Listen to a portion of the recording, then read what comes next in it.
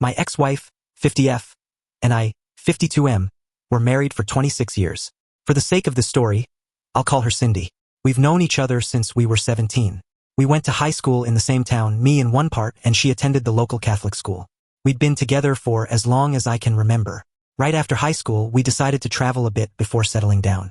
We knew we wanted a family, and travel would become harder with kids. Around this time, I came into some money after my grandfather passed. He had left land to my father, who then gifted us a quarter section. When we returned from our travels, we built our house on that land, got married, and Cindy quickly became pregnant with our first son. We had 4 boys in total and spent most of our lives building a family and running the farm. Farming was in my blood. I'd worked on my grandfather and father's farm since I was a kid, and Cindy embraced it too, helping out on the farm for many years. Cindy came from a blue-collar family. Her father was a renowned heavy-duty mechanic in our area and frequently came to our farm to fix equipment. That's actually how we met. She came along with her dad one day and we caught each other's eyes. The rest, as they say, is history. For the majority of our marriage, Cindy embraced farm life. But about 4 years ago, things began to shift.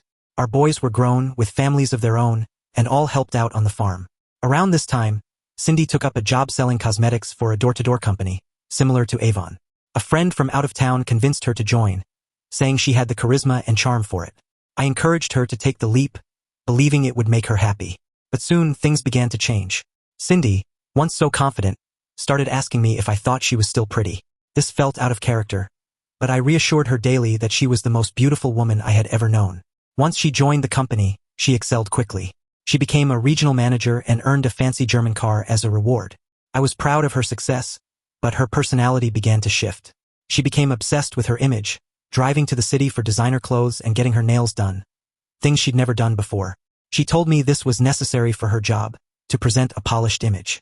At the time, I believed her and tried to support her newfound confidence. As Cindy's career grew, she started traveling for work to conferences and meetings in big cities like Miami, Las Vegas, San Francisco, and New Orleans. These trips seemed to energize her, and I was happy to see her so excited. It was sometime in November when Cindy first mentioned a new guy at work. Alex. She said he was a sales director hired to expand the company. I thought it was odd for a man to work in what was predominantly a women-focused business, but times change. Cindy told me Alex had come up with a sales incentive, a trip to Mexico for the top-performing salespeople. She explained that only company members could attend, no family or spouses. That seemed strange to me, but I didn't question it too much. When Cindy was announced as one of the winners, she was thrilled. She left for the trip in February, and while I didn't hear much from her during her time away, I told her to relax and enjoy herself. When I picked her up from the airport after the trip, she was bubbling with excitement, but all she could talk about was Alex. She mentioned how charming he was, how well-dressed, and how much fun they had drinking at the poolside bar and playing beach volleyball. Her admiration for Alex rubbed me the wrong way, but I convinced myself it was just professional respect. Still, something felt off. A couple of months later, in April, I noticed a package on the kitchen table. It was addressed to Cindy, and the sender's name was Alex. I left it there, waiting to see if she would mention it.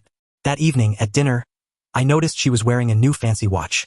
When I asked about it, she said it was a gift from the company, thanking her for her hard work. I asked if it came from anyone specific, and she quickly denied it, claiming it was just from the company as a whole. I didn't buy her explanation. Usually, company gifts came with branded wrapping or letters, but this looked personal, as if Alex himself had sent it. Later that night, while we were lying in bed, I asked her point-blank if she was attracted to Alex. She seemed shocked and offended, vehemently denying it and saying I was the only man she'd ever been attracted to. I told her I didn't feel comfortable with her relationship with Alex. She dismissed my concerns, accusing me of being jealous and mad that she wasn't working on the farm anymore. Our argument escalated, and I ended up sleeping in the spare room. The next day, Cindy acted as though nothing had happened. She tried to butter me up, suggesting we take a trip together to reconnect. I agreed, but then she casually mentioned she had to go on a work trip that weekend. This immediately raised my suspicions. I asked where she was going, and she said Nashville. I asked why she hadn't mentioned it before, and she brushed it off, saying she'd forgotten but that it was an important training event. I pressed her for details about where she'd be staying, and she mentioned the Hyatt House. I tried to push my suspicions aside, but something didn't sit right. Saturday morning rolled around, and I went about my usual routine. Then, out of nowhere, I received a call from the Hyatt Regency in Phoenix, Arizona. The hotel representative, Emma, told me there was an issue with the reservation under Cindy's name and needed to verify the payment information. I was confused. Why would they be calling me when Cindy said she was in Nashville? Then Emma mentioned there was another guest registered to the room. Alex. I felt my blood boil but kept calm. I confirmed the payment details and ended the call. Immediately, I texted Cindy, just received a call from the hotel. Why is Alex checked in with you? We need to talk now. Her response? It's a work thing. He's here for the same training. Nothing to worry about. I'll explain when I get back. Cindy came home on Sunday afternoon, dropped off by a friend. My brother was still at the house because I had confided in him about everything. When Cindy walked in, she went to hug me, but I pushed her away. Care to explain why Alex was checked into your room? I asked. She looked startled but quickly recovered. Oh, there was a mix-up with the reservation, she said. He didn't have anywhere else to stay. I folded my arms and stared her down. How was Nashville? She froze for a split second, then stammered, It was great. The weather was nice, and the food was amazing. Really? That's interesting because the hotel called me. You weren't in Nashville. You were in Phoenix, I said, my voice cold and steady. Her face turned pale as the lie unraveled. Oh, I must have gotten the cities mixed up, she said weakly. I couldn't believe her audacity. Don't bother, I snapped. They called because there was an issue with the payment, and I found out Alex was staying in the room with you. You didn't even bother to change the contact info on the travel rewards, so they called me. Her defenses crumbled as she burst into hysterical tears. It was just one time, she wailed. It was a huge mistake. I don't know what I was thinking. My brother stood up, ready to intervene if needed, but I kept my composure. Get your friend to come back and pick you up, I said. Pack a bag. You're not staying here tonight. She begged and pleaded, saying she was sorry and that we could fix this. My brother had to physically step between us to stop her from clinging to me. You heard him, he said firmly. Pack your things. Cindy left that night, and my brother stayed to help me figure out my next steps. We started digging and found out Alex wasn't just a slimy coworker. He was married with 2 kids. Fueled by anger and a few drinks, I messaged Alex's wife, telling her everything I knew. The affair, the hotel, the gift. The next morning, Cindy came back, banging on the door and yelling at me for ruining her life. She called me petty for telling Alex's wife and accused me of being vindictive. I opened the door just enough to face her. Quit the act, I said. I know you've been seeing him. Just tell the truth for once. She tried to manipulate me with crocodile tears, but I stood my ground. Eventually, she broke down and admitted everything. She hated working on the farm. She had been unhappy for years but didn't know how to tell me. Meeting Alex made her feel alive, beautiful, and desired. She thought she could have the affair while keeping up appearances at home. Then she lashed out. You're a dirty, stupid pig, she screamed. I hated this life. You and your farm are boring, and I was living a lie. I felt like I'd been sucker punched. If you hated it so much, why didn't you just leave? I asked.